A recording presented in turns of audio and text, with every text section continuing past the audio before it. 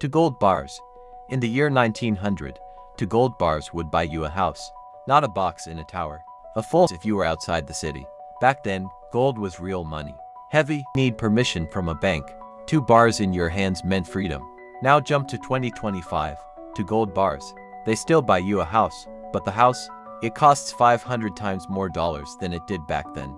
Not and grew more valuable on its own. No. It's because the dollar died slowly, and most people didn't notice. They tell you property values went up.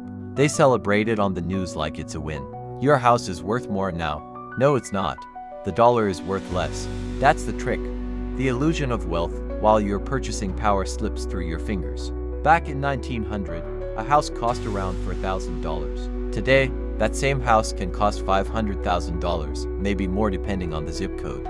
But guess what else stayed the same? To gold bars. Roughly 2 kilograms of gold today, about $130,000 per bar. Still enough to buy that house. The truth is, gold didn't move, everything else did. Land, homes, food, gas, they all skyrocketed when measured in dollars. Not because they became rare, but because the measuring stick broke. They removed gold from money in 1971. That was the start of the end. Since then, they printed trillions, created credit from nothing, propped up markets, locked you in a system where you have to work harder just to afford less. Your grandparents could buy a home with one income. No student debt. No 40-year mortgage. No HOA fees, no land tax traps. They earned in real money, spent in real money. Gold-backed dollars that meant something. Now, you need a lifetime of debt to get what the gold bars could buy 125 years ago. And here's the kicker. Property and land didn't get more valuable, they just got harder to reach. The dream didn't rise, it got pulled farther away, while your money shrank in silence. Still think you're richer because your house is worth more? Tell that to someone trying to buy one for the first time. Meanwhile, gold just sat still, quiet, honest, immune. To bars, then and now, still enough for shelter, security, and land, while everything around it inflated into a bubble built on fantasy.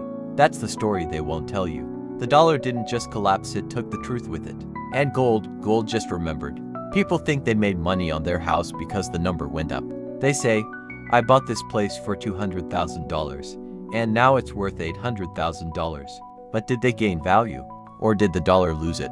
Try selling that home and buying another same size, same city. Suddenly, you're not rich anymore. You're just running in place. You didn't gain. The whole system shifted beneath you. Land and homes went up in dollars, but not in gold. Not in value, just in digits, the kind that a central bank can create with a keystroke. You used to work to own something real.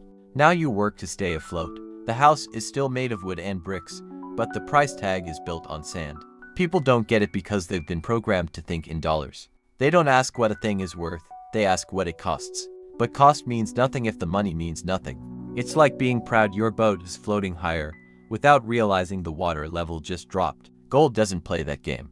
2 bars in 1900 bought land, a home, stability. Today 2025, those same 2 bars can still do it. Same metal. Same weight. Same power. No central bank. No. Without realizing the water level just dropped. Gold doesn't play that game.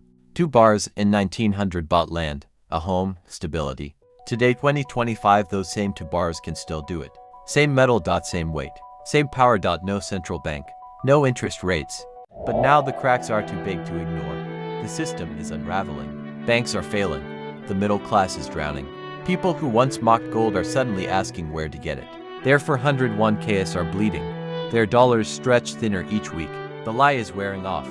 And the next phase, it's already begun. You'll hear them call it a digital transformation, a reset, a new monetary era. But don't be fooled. It's the same trap, just dressed up in code and convenience. They want to swap paper for pixels. Replace your shrinking dollar with a programmable credit score. One they can freeze, expire, or adjust depending on your behavior. They'll say it's progress. They'll say it's for safety, but it's control. While you rent everything and own nothing, the same people will keep stacking real assets. Land, energy, resources, and gold. Always gold. Because no matter how much they digitize, manipulate, or rebrand the system, you can't fake weight. You can't print metal. And when everything crashes, only the real survives. And that's when the people who held gold, who bought land, who saw through the illusion, they're the ones who will rebuild. They won't be rich because they bet right. They'll be rich because they never left the truth. So now the question isn't what will to gold bars by tomorrow. The question is, will you still have anything real to trade? When the music stops,